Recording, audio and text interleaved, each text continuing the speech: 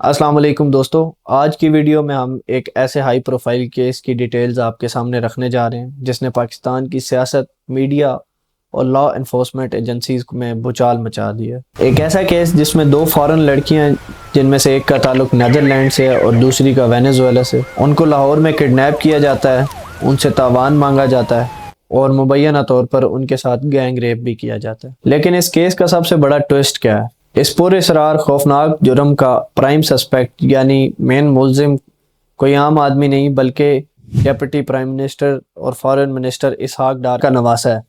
یہ لڑکیاں پاکستان کیوں آئی تھیں، ان کے ساتھ بند کمرے میں کیا ہوا اور انہوں نے اپنی جان بچانے کے لیے کارلیٹوس نام کے سیکرٹ کوڈ کا یوز کیسے کیا؟ آج کی ویڈیو میں ہم یہ پوری ڈیٹیلز کور کریں گے، تو ویڈیو اینڈ تک لازمی دیکھیے گا۔ دوستو، کہانی شروع ہوتی ہے پچھلے سال اکتوبر میں سنگاپور سے۔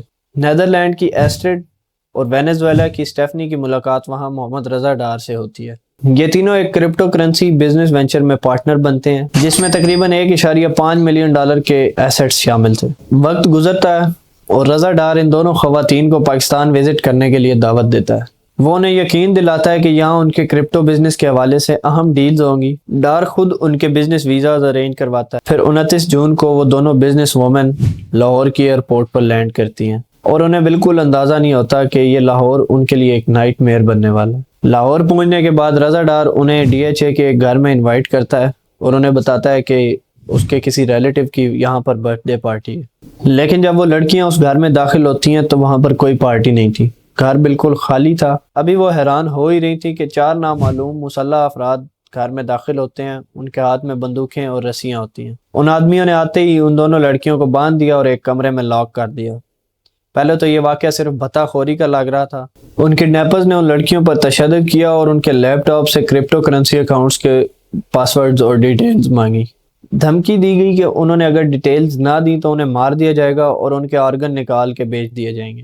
ڈر کے مارے ان لڑکیوں نے فوراً $19,000 ان کے ڈیجیٹل والیٹس میں ٹرانسفر کر دیے، لیکن کڈنیپرز کی ڈیمانڈ اس سے کئی زیادہ تھی۔ انہوں نے لڑکیوں کی فیملی سے تقریباً $1.5 سے $2 ملین تاوان مانگا۔ دوستو، اس کیس کی سب سے دردناک تفصیلات تب سامنے آئیں جب لڑکی نے جوڈیشل مجسٹریٹ کے سامنے اپنا ریکارڈ بیان کروایا۔ اس بیان کے مطابق اس لڑکی کو اپر فلور کے ایک کمرے میں لے جایا گیا جہاں پر اس کے ساتھ 3 مرد داخل ہوئے۔ ایک شخص بندوق پکڑے دروازے پر پہرا دے رہا تھا جبکہ 2 لوگوں نے اس کے ساتھ مبینہ طور پر سیکشل اسالٹ کیا۔ خاتون کے مطابق جب وہ درد اور خوف سے روتی تھی تو اس کو وہ تھپڑ مارتے تھے اور اس کی بے بسی پر ہنستے تھے۔ خاتون نے اپنے بیان میں یہ بھی بتایا کہ ان میں سے ایک انگلش بولنے والے کڈنیپر نے کہا کہ اگر تم پیسے دو گی تو بچ جاؤ گی ورنہ ہم تمہیں مار دیں گے۔ اب سوال یہ پیدا ہوتا ہے کہ وہ اس عذاب سے بچی کیسے؟ یہاں ان کی عقل مندی اور ہالی ووڈ سٹائل کا ایک پلاٹ سامنے آیا۔ کڈنیپرز نے لڑکیوں کو مجبور کیا کہ وہ اپنی فیملیز کو وائس نوٹس کریں اور ان سے رینزم کی رقم منگوائیں۔ اس دوران ڈچ لڑکی نے ہوشیاری سے اپنے وائس نوٹس میں ایک پری ارینج سیکرٹ ڈسٹریس کوڈ بول دیا، کارلیٹوس۔ جیسے ہی اسپین میں بیٹھے اس لڑکی کے والد نے یہ کوڈ ورڈ سنا تو اس کو پتہ لگ گیا کہ اس کی بیٹی کی جان خطرے میں ہے۔ انہوں نے فوراً انٹرنیشنل اتھارٹیز، اپنی ایمبیسی اور پاکستان کی لا انفورسمنٹ کو الرٹ کر دیا۔ اسی کے ساتھ دوسری خاتون کی والدہ نے پریشانی میں $1,00,000 کا انتظام کر کے ان کو دے دیا۔ رینزم ملنے کے بعد رضا ڈار نے لڑکیوں کو بتایا کہ پیسے مل گئے ہیں۔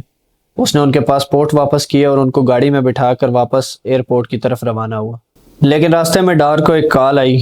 کالر نے کہا باس کی انسٹرکشنز چینج ہو گئی ہیں۔ یہ سن کر لڑکیاں گھبرا گئیں کہ انہیں واپس ایئرپورٹ نہیں بلکہ دوبارہ موت کے منہ کی طرف لے کے جایا جا رہا ہے۔ خوش قسمتی سے راستے میں ان کی گاڑی کا ایک چھوٹا سا ایکسیڈنٹ دوسری گاڑی کے ساتھ ہو گیا۔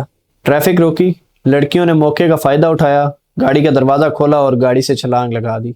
وہ چیختی ہوئی ایک مکینک کی دکان کی طرف بھاگی۔ وہاں موجود ٹریفک وارڈن نے ان کی حالت دیکھی اور فوراً ہی اس نے 15 پر کال کر کے پولیس نے فوراً ایکشن لیتے ہوئے FIR درج کی۔ اس FIR میں سیکشن 365A کڈنیپنگ فار رینزم اور سیکشن 375A گینگ ریپ لگائے گئے۔ تفتیش کے بعد پولیس نے تقریباً 8 ملزمان کو گرفتار کر لیا جن میں پرائم سسپیکٹ محمد رضا ڈار، حسن رضا، سکندر خان اور ساجد علی خان شامل ہیں جنہیں فزیکل ریمانڈ پر رکھا گیا ہے، جبکہ FIR میں نامزد ایک مین سسپیکٹ جسے باس کہا جا رہا ہے وہ مفرور ہے۔ دونوں خواتین نے عدالت میں ملزمان کو آئیڈینٹیفائی کر لیا ہے اور میڈیکل چیک اپ کے بعد ایمبیسیز کی مدد سے وہ یورپ روانہ ہو چکی ہیں۔ پولیس اب اس اینگل سے تفتیش کر رہی ہے کہ رضا ڈار نے یہ سارا پلان خود بنایا تاکہ وہ ان لڑکیوں کے کرپٹو کا پیسہ اکیلے لوٹ سکے اور الزام کسی تھرڈ پارٹی پر لگا دے۔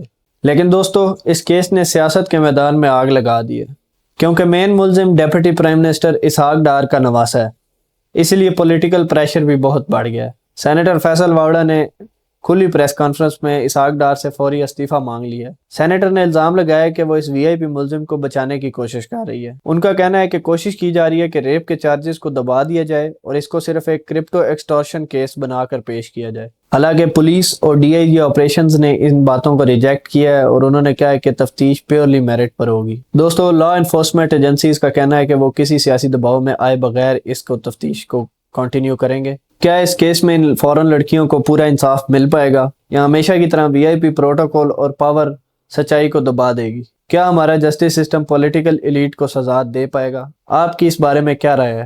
نیچے کامنٹس میں ضرور بتائیے گا۔ ملتے ہیں آپ سے اگلی ویڈیو میں، تب تک کے لیے خدا حافظ۔